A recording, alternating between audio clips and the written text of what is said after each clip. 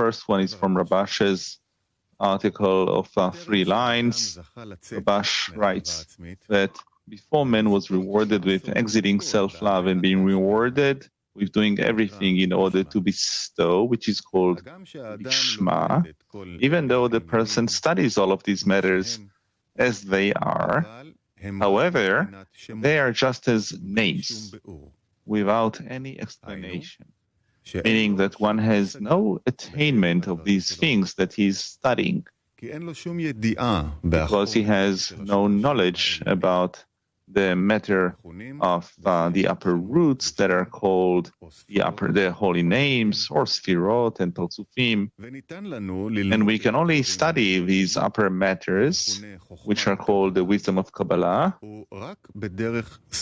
as a segula, a virtue, because they can bring the person a desire and yearning to adhere to the Creator because of the holiness of these matters that speak of the holy names. That's what we need, the segula, virtue, or the special power.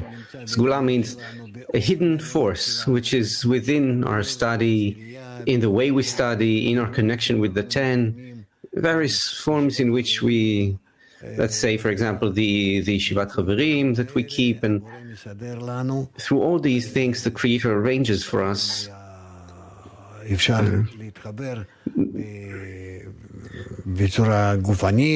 Before it was possible to connect physically. We could enter some place together, some room. Now it's difficult, it's impossible, and so we have to accept this as the upper guidance, demanding that we be more connected internally in our hearts, and not through our bodies, where we assemble in one place, in one hall, as though it means that we are together. No, today our bodies can be scattered all over dispersed all over the planet, but our hearts, we have to connect into one. And then it means that we study together, that we are taking care of the correction of our heart. So, which will demand correction in that way, the common heart. Okay, so no questions, let's continue. There's another excerpt. Yes, we have another excerpt from the same article from Rabash, 3 lines, 4. When a person learns the upper matters in order for it to bring him closer to Kedusha, it causes a nearing of the lights, bringing the lights closer. This means that this study will cause him to thereby be rewarded with aiming all his actions in order to bestow. This is called work in the manner of preparation, where he prepares himself to be worthy of entering the king's palace and to adhere to him.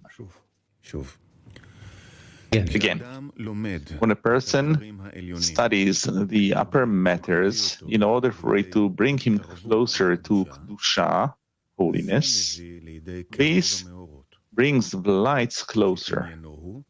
This means that this study will cause him to thereby be rewarded with aiming all his actions to be in order to bestow. This is called work in the manner of preparation, where he prepares himself to be worthy of entering the king's palace and to adhere to him. Right, I see that other than Kiev, no one is asking, so let's have Kiev. Да, дорогой Раф, вот правильное изучение, это вот именно из этой точки. Yes, dear Rav, the correct study is specifically out of this point where we all dissolve in each other. From that point, we should study. The right approach to the study is such that we want to connect as a 10 into one. In spirituality, there are no individuals. You have individuals which connect to a 10. And every time as you rise to higher and higher degrees, the personal will to receive of each one in the 10 becomes bigger and bigger, meaning that we start feeling how we don't belong with each other at all every time, and we have to make efforts to connect. And if we do not feel that we have an opportunity, an ability, an obligation to make efforts, towards connection, it means that we're not advancing. It means that the Creator is not adding more of the will to receive to us. He's not shining upon us. Our will to receive remains as it was. And then